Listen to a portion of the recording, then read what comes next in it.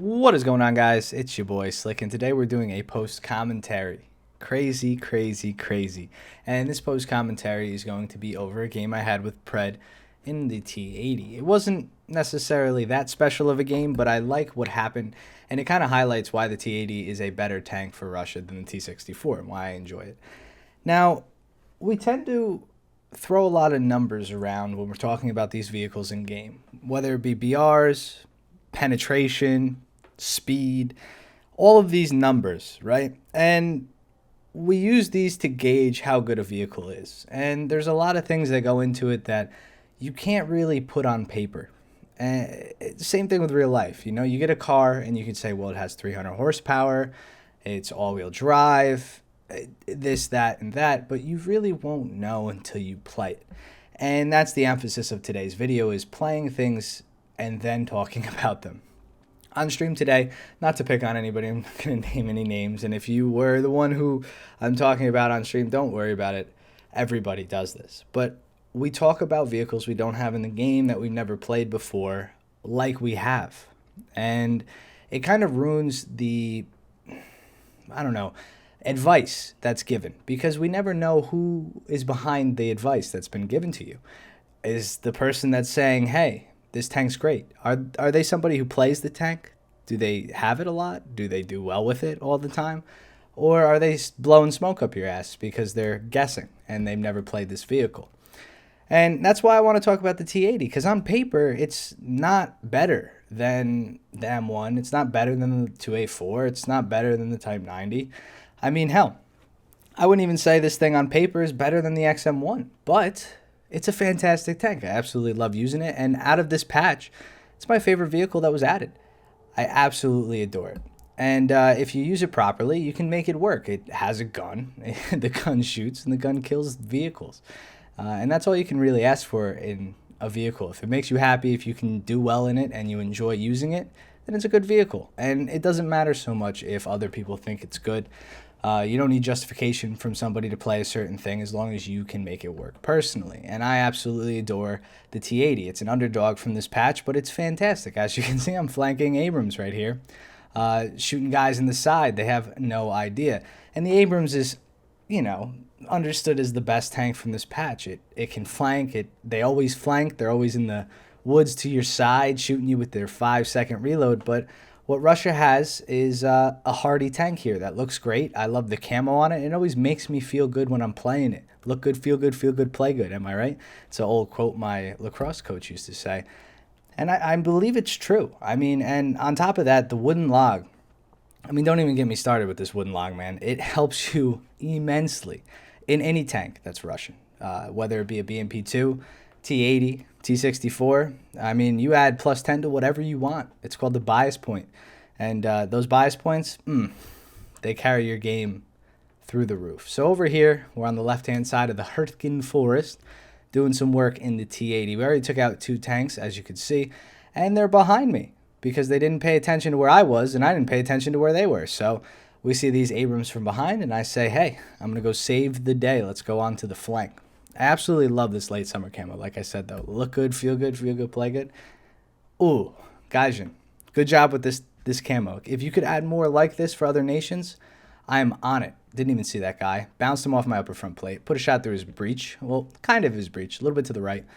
And disable him. Because these rounds, like I said, shoot hot. They shoot real hot. And when you're up close to an Abrams, it doesn't matter. You'll be able to penetrate and do damage to him. So it's all about who gets the first shot here. I take the high ground, which is a bad idea considering the T80 has no gun depression, lower front plate, and I'm donezo. So I'm going to come back in a MiG-17 and do my best to win the match using another vehicle.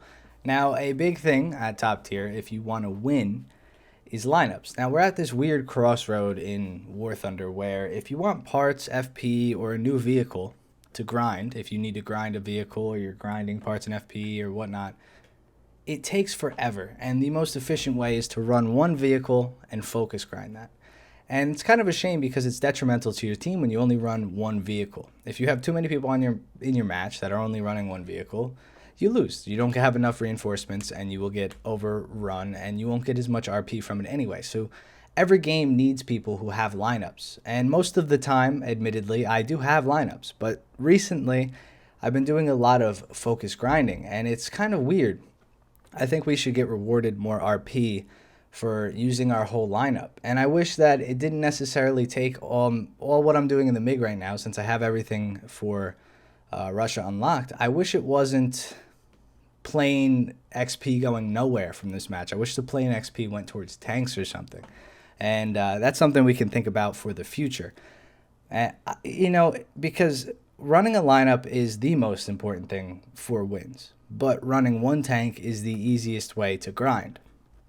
That's such a problem. How do you fix that? Do we add RP? Do we make the lineups give you more RP? Do we make using one tank detrimental to your RP? I don't know, but I think that there's a huge disparity in that general field of using a lineup and whatnot, and we need to fix it. I don't necessarily know how to fix it. If you guys have any ideas, let me know in the comment section down below, along with anything else that I've said this video about this patch.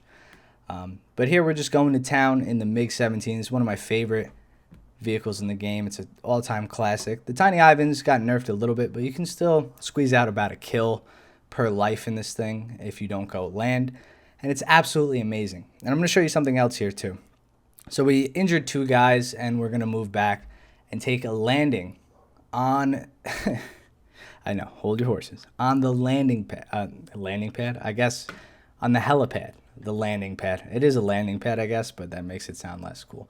On the helicopter pad on Hurricane 4. So we gotta find some good music. Let me find some good music and edit this for you guys, just to show you how impressive this is.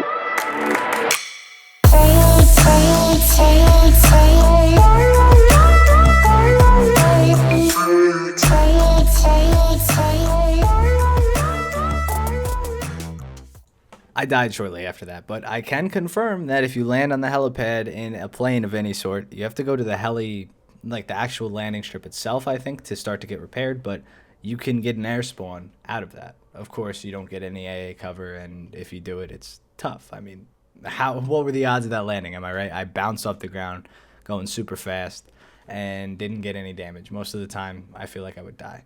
But basically, long story short for this video, the total summary, what am I trying to say? Any vehicle can be used to effectiveness. It's just about how determined you are to get that green, if you know what I mean. Go ahead and put it forth for your team. If you guys know what that's from, let me know in the comments down below. But yeah, T80, I like it. I like all the tanks in this game pretty much. Aside from the Archer, I fucking despise that thing. And if you use the Archer, ooh, you are a special kind of crazy. But I hope you guys enjoyed this gameplay. If you did, consider sticking around and subscribing to the channel. Like the video if you liked it, if it taught you something new, if you agree with me. And if you disagree with me, let's have a discussion down below. Let me know what you'd like to see in tomorrow's video. I'm taking requests, hot and ready, front and center. And yeah, we're going to make some content. And I'll be live later on tonight and tomorrow, if you're curious. We're going to have a cool fuff this Friday because I'm going to be announcing the P.O. box. I just got to figure out what size I need to get. And yeah, I can't wait to get fan mail and stuff from you guys for videos and whatnot. Absolutely exciting. I mean, super exciting. Thank you to all the new people who have subscribed as of late. The channel's been booming, and I can't thank you guys enough again for that as well. So, it's been your boy Slick. I'll see you guys in the next one. Stay legit, I guess. I don't know.